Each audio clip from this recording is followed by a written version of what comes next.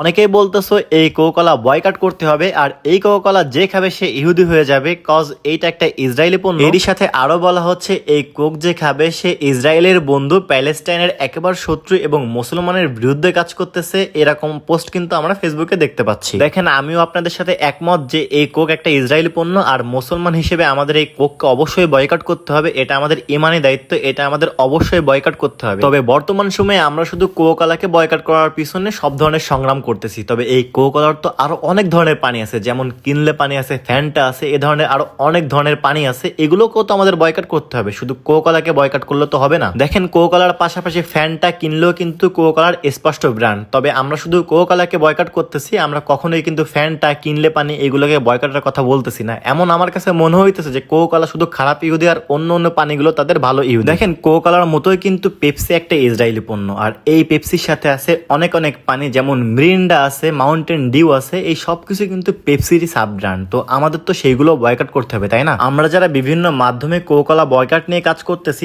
আমাদের উচিত হবে যে এই কোকাকোলার পাশাপাশি পেপসি এবং কোকাকোলা পেপসিদের সাব ব্র্যান্ড গুলো আছে এইগুলোকে নিয়েও কাজ করা, মানে এইগুলোকে নিয়ে বয়কট করার কাজ করা আমাদের চালাইতে হবে। আর এই ভিডিওর ফুটেজ নিতে আমি গেছিলাম খুলনার সেফ অ্যান্ড সেভে, আর এইখানে যে আমার ভিডিও করতে দেখে এখানকার ম্যানেজার বলতেছে, ভাইয়া আপনি কেন কোকাকোলার ভিডিও করতেছেন, কেন এগুলো করতেছেন? আমি পরে বলছে, ভাই এটা ইসরায়েলি পণ্য, আপনারা কেন রাখতেছেন, কেন সেল করতেছেন? এর সাথে কোকাকোলার আরো একটা ব্র্যান্ড স্প্রাইট, আর এই স্প্রাইটকে কিন্তু আমাদের বয়কট করতে হবে। তো এইখানে সব ধরনের ইসরায়েলি পণ্য বাদ দিয়ে আমি এখান থেকে মাম পানি কিনেছিলাম, আর মাম পানি নিয়ে চলে গেছিলাম কাউন্টারে। সেলসম্যানরা আমার দিকে তাকাইছিল যে এত সময় কোক, স্প্রাইট, মিরিন্ডা, ফান্টা এ ধরনের ভিডিও করে লাস্টে এখান থেকে মাম পানি কিনে যাইতেছে। জিনিসটা দেখে তারা মনে মনে হাসতেছিল, বাট তারা তো বুঝতে পারতেছিল না যে আমি এই ভিডিও করে আসলে কি করতে চাচ্ছি। তো মোটামুটি 20 টাকার এই মাম পানি কিনে প্রায় 5 মিনিট সিরিয়াল দিয়ে এখান থেকে এই মাম পানিটা কিনে নিয়ে গেলাম, এবং বের হয়ে আমি এই মাম পানি আসলে দেখাচ্ছিলাম আর বলতেছিলাম যে আসলে কি করার, যেহেতু আমাদের বাংলাদেশের বেশিরভাগই ইসরায়েলি পণ্য, মানে তাদের মার্কেটিং পলিসিটা যে